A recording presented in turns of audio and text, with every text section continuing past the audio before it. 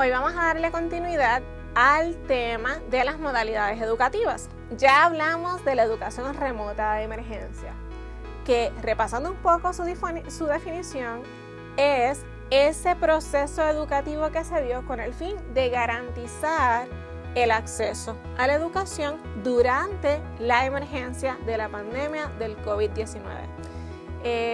Aunque algunas personas llamaban la educación remota de emergencia como educación a distancia, hoy vamos a hablar específicamente de esa definición de educación a distancia para que la podamos entender y más bien reflexionemos en por qué no fue lo que ocurrió durante la pandemia. La educación a distancia es una metodología educativa donde el estudiante y el maestro o profesor están ubicados en tiempos y en espacios distintos. En este caso, por ejemplo, yo puedo estar en Puerto Rico siendo estudiante o profesora o maestra y la otra parte puede estar, por ejemplo, en Estados Unidos. Digamos que yo soy estudiante, estoy en Puerto Rico y mi profesor está en Estados Unidos. A través de la tecnología, a través de los sistemas de tecnología digital, nosotros nos podemos conectar ya sea de forma sincrónica, es decir, establecemos una hora, un momento específico y nos conectamos a las 7 de la noche utilizando herramientas como por ejemplo de videoconferencia como Zoom, Google Meet o Teams, o también puede ser de forma asincrónica, donde por ejemplo el profesor o el maestro comparte contenido instruccional, comparte material didáctico con el estudiante a través del uso de sistemas de gestión de aprendizaje como lo son Moodle, Canvas, entre otros, Blackboard, entre otros, y el estudiante los visita según su tiempo y disponibilidad, pero no necesariamente en un momento determinado. Es importante destacar que la educación a distancia, el aprendizaje es altamente planificado y requiere que hayan técnicas especiales para el diseño de esos cursos, para el diseño de ese proceso de enseñanza y aprendizaje, y requiere también una planificación en términos de lo que va a ser la comunicación de estudiante y profesor y estudiante con sus compañeros. Así que sobre esto es importante destacar que al ser altamente planificada y estructurada todo este proceso de diseño y de creación de un curso a distancia, no podemos ver la educación a distancia como por ejemplo si yo estoy dando un curso presencial, utilizo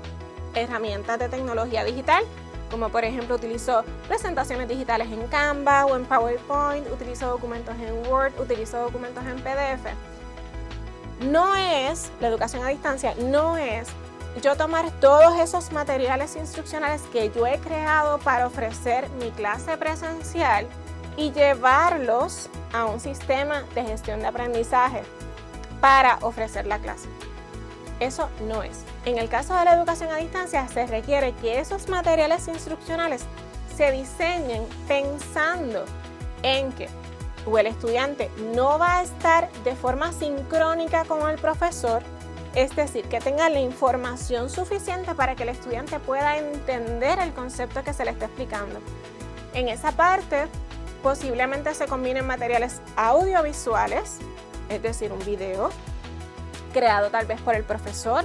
o identificado en YouTube, con materiales, por ejemplo, lecturas complementarias o documentos de trabajo que también pueden ser creados por el profesor o específicamente libros de texto digitales.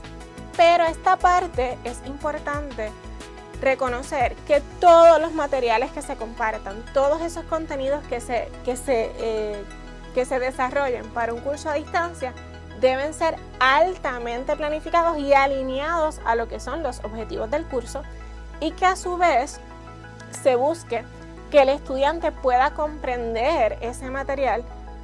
a través del intercambio con él, porque a través de la educación a distancia se busca que el estudiante interaccione con el contenido, interaccione con sus compañeros, que en ocasiones para esto se utilizan principalmente los foros de discusión o los trabajos grupales, y además interaccione con el profesor.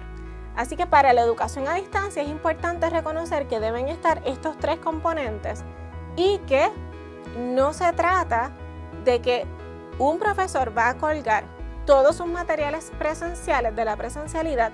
los va a llevar a un sistema de gestión de aprendizaje como por ejemplo Moodle, Canvas, Blackboard, y ya el estudiante tiene el material ahí y es el responsable de buscar adicional o de leerlo y entenderlo, porque en realidad el profesor debe proveerle la experiencia necesaria, la experiencia educativa necesaria para que él los pueda entender. En el desarrollo y creación de cursos a distancia generalmente intervienen varias personas, entre ellas está el profesor como experto en contenido, pero también puede intervenir lo que se conoce como un diseñador instruccional.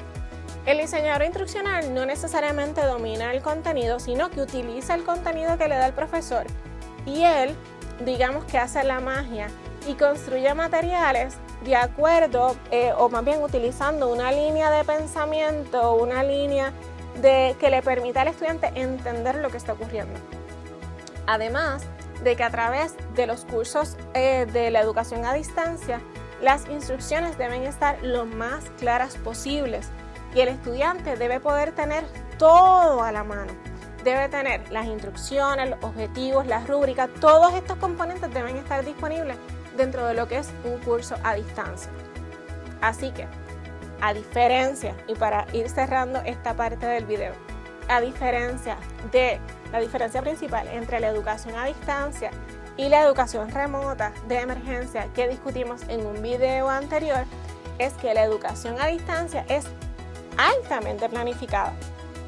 y en este caso requiere de un proceso de reflexión y planificación y que adicional